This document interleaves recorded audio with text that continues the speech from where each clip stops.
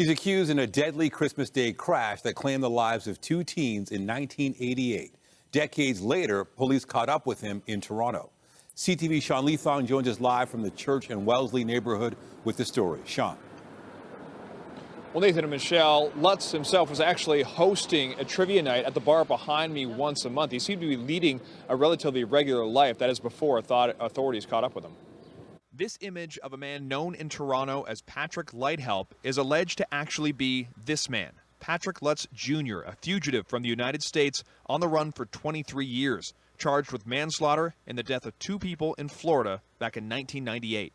It just was really shocking to find out. Caitlin Aldman is the assistant general manager at Stormcrow Manor, a place where Lutts helped host trivia nights once a month for the past few years. It's like unsettling. It just feels a little weird hosting him because he was a very friendly person. Lutts faces 2 charges of DUI manslaughter from an incident that happened on Christmas morning 1998. CTV News obtained court documents where it's alleged Lutts was driving his vehicle with what was later found to be a hospital blood alcohol content of 0.272%, more than 3 times the legal limit. The documents go on to say that the car Lutts was driving collided with another that was carrying a 19-year-old woman and an 18-year-old man. The documents say both unrestrained were ejected and both received fatal head injuries. Lutts, then 25 years old, was charged in March of 1999. He went on the run and was subsequently arrested in 2002 for a DUI in Connecticut. Lutts was sent back to Florida, where he once again posted bail. According to the application for extradition, Lutts was scheduled to appear in court on October 1st, 2003. Lutts failed to appear. And the CBSA has no record of Lutts entering Canada, though he did try and fail to enter the country in 2003.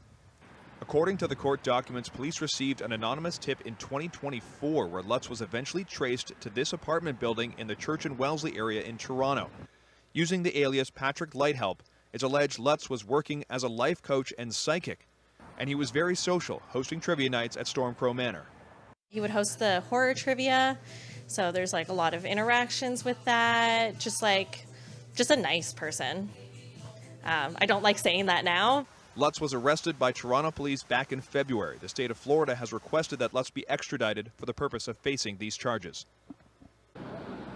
So Lutts has been in custody since February. He appeared in court today and is scheduled to appear again in court tomorrow. Reporting live, I'm Sean Leathong. Michelle, send it back to you. Thank you, In Sean. a Toronto court Wednesday, the man a family far away has waited more than 2 decades to see.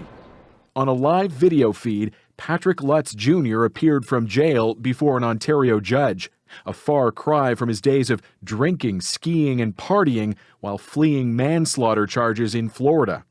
It was very pleasing to see that he's no longer running free.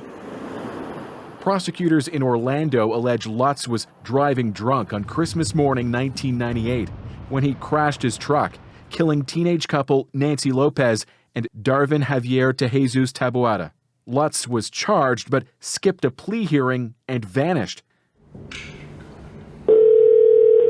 until police tracked him to this Toronto apartment building where he'd been living as a fugitive for 21 years. The motivator was to ensure that this guy does not die before we get our hands on him.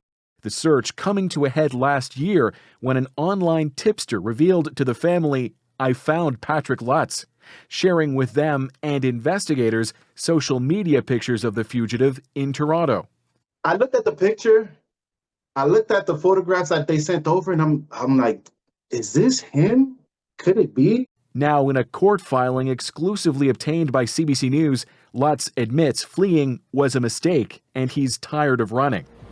Though really, he hid in plain sight, hosting a monthly trivia night at this bar and working as an online psychic. Usually individuals like that will mess up or, get into the system way before 21 years.